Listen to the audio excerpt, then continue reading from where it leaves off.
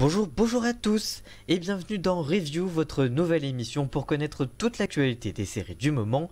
Voici donc le sommaire de cette toute première émission. On vous parlera du synopsis de la nouvelle série bientôt sur Netflix avec une partie du casting de La Casa de Papel. On continuera avec les nouveautés proposées en août par Netflix avec le synopsis sans spoil et les dates de lancement de chaque série. Et on terminera avec le flop d'audience de la série Alerte Contagion en France comme à l'étranger. On vous donnera tous les détails de cette série catastrophe. Voilà donc pour le sommaire de cette première émission. On en parle juste après le générique. Alors c'est parti, générique.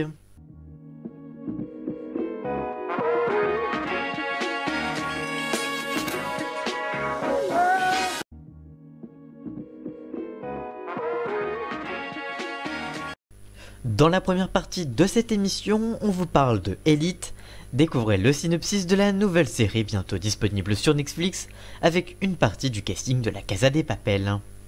Netflix continue sa progression et a annoncé la production d'une toute nouvelle série appelée Elite qui réunira une partie du casting de La Casa de Papel. Après le phénomène de la série La Casa de Papel, la production espagnole de série est très surveillée. Bientôt sur Netflix, vous pourrez découvrir Elite, créé par Dario Madrona et Carlos Montoro. Au casting, on retrouvera plusieurs acteurs de la série événement La Casa de Papel, notamment Miguel Herrán qui joue le rôle de Rio dans la série, Maria Pedraza qui joue le rôle de Allison, et enfin Raim Laurent Lopez qui joue quant à lui le rôle de Denver. Niveau synopsis, la série Elite sera néanmoins bien loin du décor de cette dernière, puisqu'il s'agit d'une série dramatique qui se déroule dans la plus prestigieuse école d'Espagne, Las Encinas, qui est une série où se retrouve l'élite du pays pour étudier jusqu'au jour où la confrontation entre ceux qui ont tout et ceux qui n'ont rien crée des troubles et qui entraîne un meurtre. L'opposition entre riches et pauvres est une thématique qui est déjà évoquée dans La Casa de Papel avec les motivations du professeur. On pourra découvrir Elite sur Netflix à l'automne 2019 pour une saison 1 composée de 8 épisodes. Que pensez-vous du synopsis de cette nouvelle série? Allez-vous regarder cette nouvelle série quand elle sera disponible? Dites-nous tout ça en commentaire, on vous lira bien évidemment.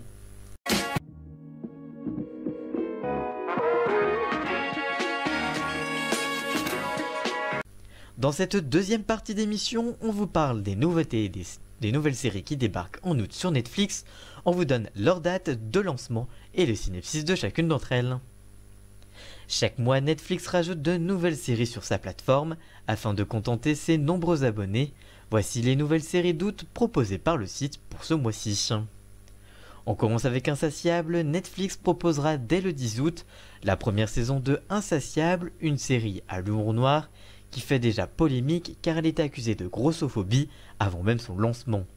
Côté synopsis, un avocat déshonoré et désabusé va devenir coach de concours de beauté et va prendre une adolescente harcelée comme cliente. Il n'imagine pas ce qu'il va révéler au monde. On continue avec La Casa de las Flores. Cette nouvelle série mexicaine à l'humour noir proposera aux spectateurs de suivre une famille de fleuristes qui cache une facette sombre où secrets et névroses pullulent. La première saison de La Casa de las Flores est disponible depuis le 10 août sur Netflix. On continue avec Désenchanté. Avis aux fans de séries animées et des Simpsons, Matt Groening, le fondateur des Simpsons, dévoile une toute nouvelle série animée qui reprend le style des Simpsons. Celle-ci raconte l'histoire d'une princesse alcoolique, de son elfe ethnique et de son propre démon.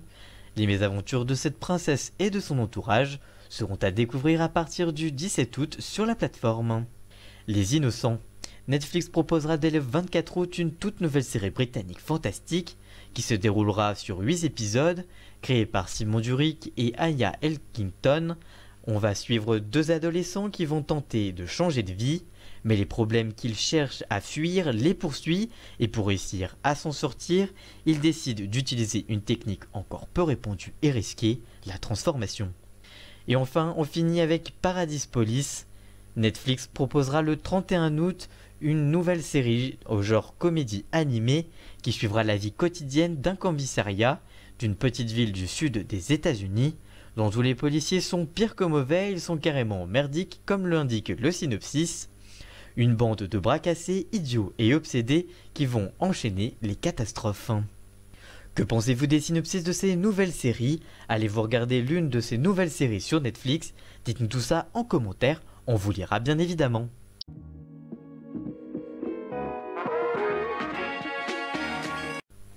On attaque la dernière partie de cette émission avec le bilan d'Alerte Contagion. Le fiasco d'audience de la série est en France mais aussi dans le monde, détail de ces audiences catastrophes. Depuis presque un mois, TF1 sortait du placard une nouvelle série américaine policière, dans une case encore peu occupée par des séries, le samedi soir. En effet, le samedi soir dernier, TF1 diffusait les 5 derniers épisodes de la série américaine Alerte Contagion, entre 21h10 et 1h15 du matin. Cette série a pour synopsis une épidémie qui arrive sur Atlanta et un secteur de la ville est placé sous quarantaine. On y découvre alors le quotidien de plusieurs habitants de la ville qui est frappé en plein fouet par un virus inconnu. Comme l'intégralité de la série, TF1 a expédié la diffusion du final de la série puisque les 5 derniers épisodes ont été diffusés en une seule soirée. Le reste de la diffusion avait été programmé 4 épisodes par 4 épisodes, puisqu'en effet les 13 épisodes ont été diffusés en seulement 3 semaines sur TF1. Résultat, entre minuit 30 et 1h15 du matin, le final d'Alerte Contagion n'a convaincu seulement 901 000 fidèles pour 20,7% du public tout de même. La dernière soirée pour la série a connu de très faibles audiences tout au long de sa diffusion, ne parvenant jamais à battre Fort Boyard sur France 2 juste en face. Résultat, cette unique saison d'Alerte Contagion enregistre une moyenne de 1,6 million de fidèles, soit 14,7% du public sur l'ensemble du public devant TF1. Si en France la série est un fiasco, aux États-Unis elle l'est également. Elle a été diffusée au printemps 2016 et les audiences étaient carrément médiocres. Tant les audiences étaient mauvaises, dès le 4e épisode, la chaîne The CW avait annoncé que la série n'aurait pas de suite. En moyenne, la série avait rassemblé uniquement 1,1 million de téléspectateurs, bien loin des espérances attendues par la chaîne américaine. La série Alerte Contagion sera disponible encore quelques temps sur MyTF1 et n'aura donc pas de deuxième saison. Que pensez-vous de ces audiences catastrophes? Avez-vous regardé la série? Dites-nous tout ça en commentaire, on vous lira bien évidemment. Voilà, j'espère que ce tout nouveau numéro de review vous aura plu. Si c'est le cas, n'hésitez pas à le liker, le commenter, le partager et même à vous abonner. Et nous on se retrouve très vite pour une toute nouvelle vidéo. A très bientôt, ciao!